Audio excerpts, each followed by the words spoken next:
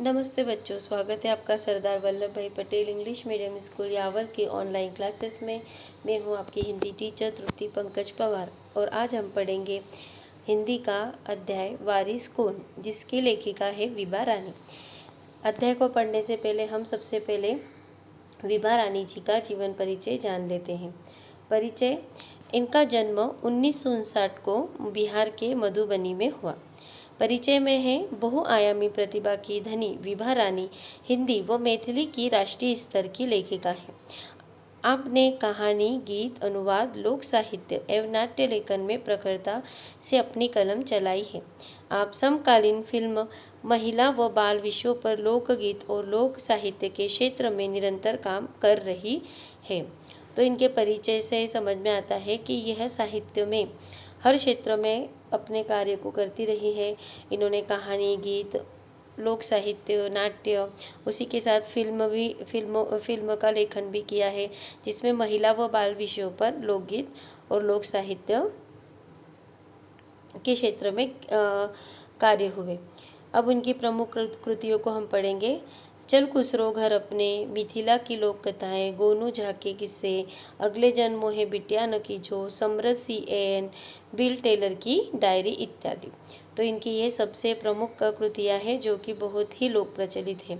अब हम गद्य संबंधी अर्थात हमारा जो अध्याय है उससे संबंधित पढ़ लेते हैं। प्रस्तुत संवाददाता कहानी के माध्यम से विभा रानी जी का कहना है कि हमें उत्तम फल प्राप्त करने के लिए समय और साधनों का सदुपयोग करना चाहिए। जो ऐसा करता है वही जीवन में सफल होता है।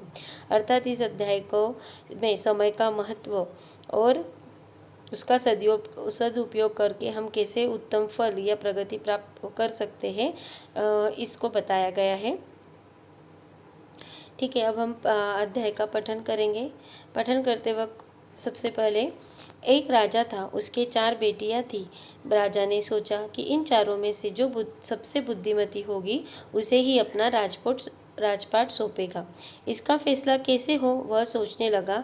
अंत में उसे एक उपाय सूझ गया। यहाँ एक पिता है जो कि राजा है, वह अपने चारों बेटियों के बुद्धिमत्ता का परीक्षा लेना चाहते हैं, इसीलिए उन्होंने एक उपाय सोचा। वह उपाय क्या है आगे पढ़ेंगे हम।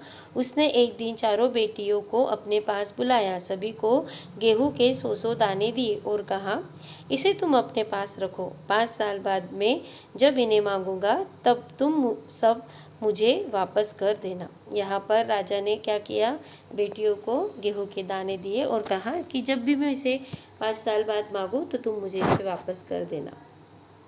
गेहूं के दाने लेकर चारों बहनें अपने अपने कमरे में लौट आई। बड़ी बहन ने उन दोनों को खिड़की के बाहर फेंक दिया। उसने सोचा, आज से 5 साल बाद पिताजी को गेहूं के इन दानों की क्या याद रहेगी क्या? और जो याद भी रहा तो क्या हुआ, भंडार से लेकर दे दूंगी। उसे लगा कि अगर मैं गेहूं के दाने पास रख के इसका क्या करूं, अब मैं इसे क्या करती हूँ, फेंक देती हूँ। तो उसने ऐसा करके उसे फेंक दिया। दूसरी बहन ने दानों को चांदी के एक डिब्बी में डालकर उसे मखमल के थैले में बंद करके सुरक्षा से अपने संदूकची में डाल दिया। सोचा, 5 साल बाद जब पिताजी ये दाने मांगेंगे तब मैं उन्हें वापस कर दूंगी। अर्थात दूसरी बेटी ने इसे संभाल कर रख दिया। तीसरी बहन बस सोचती रही कि इसका क्या करूं। चौथी और छोटी बहन तनिक बच्ची थी, शरारतें करना उसे बहुत पसंद था। उसे गेहूं के भुने दाने भी बहुत पसंद थे। उसने दानों को भुनवाकर खा डाला और खेल में मग्न हो गई। जो तीसरी बहन थी वो अभी सोच ही रही थी कि मैं क्या करूं। तब तक छोटी बहन ने क्या किया, सबसे छोटी थी चौथी, उसने क्या किया, उसे भूज कर खा लिया। ठीक है। तीसरी राजकुमारी को इस बात का यकीन था कि पिताजी उन्हें यूं ही ये दाने नहीं दिए होंगे, जरूर इसके पीछे कोई मकसद होगा। पहले तो उसने भी अपनी दूसरी बहनों की तरह ही इन्हें सहेज कर रख देने की सोची, लेकिन वह ऐसा न कर सकी। 2-3 दिनों तक वह सोचती रही। फिर उसने अपने कमरे की खिड़की के पीछे वाली जमीन में वे दाने बो दिए। समय पर अंकुर फूटे, पौधे तैयार हुए, दाने निकले। राजकुमारी ने तैयार फसल में से दाने निकाले और फिर से वो बो दिए। इस तरह 5 वर्षों में उसके पास ढेर सारा गेहूं तैयार हो गया। अर्थात उसने क्या किया, जो बीज उसे या गेहूँ उसे मिले थे उसने उन्हें सहज कर बस संभाल कर नहीं रखा, बल्कि उसका कुछ उपयोग करने का सोचा। और उपयोग कैसे किया उसने, ज़मीन में उसे बोकर उसमें से गेहूँ के जो पौधे तैयार हुए उनमें से जो दाने निकले, तो ऐसे दाने उसने 5 साल तक जमा किए, जो कि उसके पास बहुत सारे गेहूँ हो गए।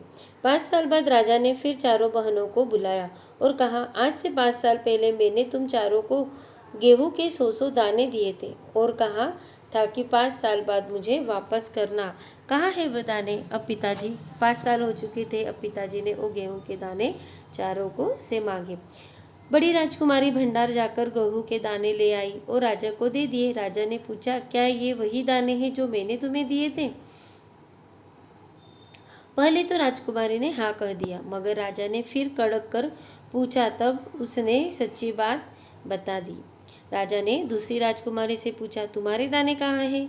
दूसरी राजकुमारी अपनी संदूकची में से मखमल के खोल वाली डिब्बी उठा लाई, जिसमें उसने गेहूं के दाने सहेज कर रखे थे। राजा ने उसे खोलकर देखा तो दाने सड़ गए थे। अगर आप ऐसी चीज, धान्य या कोई भी चीज़ होती है, अगर वो ज़्यादा आप उसे रख दोगे, उसका उपयोग नहीं करोगे, तो वो चीज़ क्या हो जाती है, सड़ जाती है या खराब हो जाती है।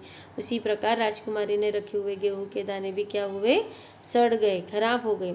तीसरी राजकुमारी से पूछा, तुमने क्या किया उन दोनों का?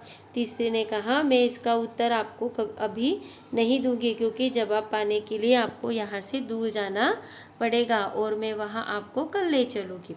अब जो तीसरी बेटी थी उसने तो खेत में लगा दिए थे, ज़मीन में बो दिए थे, तो इसीलिए उसने कहा कि आज तो नहीं, कर मैं आपको वो दाने बताऊंगी। ठीक है, तो राजा ने अब चौथी और सबसे छोटी राजकुमारी से पूछा। उसने उसी बेपरवाही से जवाब दिया, उन दानों की कोई कीमत है पिताजी? क्या कीमत है पिताजी? वैसे तो ढेरों दाने भंडार में पड़े हैं, आप तो जानते हैं ना, मुझे गेहूं के भुने दाने बहुत अच्छे लगते हैं, सो मैं उन्हें भुनवा कर खा गए। आप भी पिताजी किन किन चक्करों में पड़ जाते हैं। जो छोटी थी वो थोड़ी बदमाश थी, तो उसने वही अपने उसी बेपरवाही से उन्हें जवाब दिया कि मैं उन दानों को खा गई। सभी के उत्तर से राजा को बड़ी निराशा हुई। चारों में से अब उसे केवल तीसरी बेटी से थोड़ी उम्मीद थी। अब जब तीनों बेटियां, जो बाकी की 3 बेटियां थी, उन्होंने ठीक से गेहूं का उपयोग नहीं किया था, तो उन्हें अब आशा, उनकी जो तीसरी राजकुमारी थी, जो उन्हें कल गेहूं के दानों का बात बताने वाली थी, तो उससे उन्हें उम्मीद थी। दूसरे दिन तीसरी राजकुमारी राजा के पास आई। उसने कहा, चलिए पिताजी, आपको मैं दिखाऊं कि वो गेहूं के वे दाने कहाँ हैं। अब वो छोटी जो राजकुमारी थी तीसरी, वो राजा को लेकर वहां पर गई। राजा रथ पर सवार हो गया। रथ महल नगर पार करके खेत की तरफ बढ़ चला। राजा ने पूछा, आखिर कहाँ रख छोड़े हैं तुमने वे 100 दाने? इन 100 दानों के लिए तुम मुझे कहाँ कहाँ से चक्कर लगवाओगी? ऐसा कहकर राजा गुस्सा होने लगा तीसरी बेटी पर। तब तक रथ एक बड़े से हरे भरे खेत के सामने आकर रुक गया। राजा ने देखा, सामने बहुत बड़े खेत में गेहूं की फसल थी।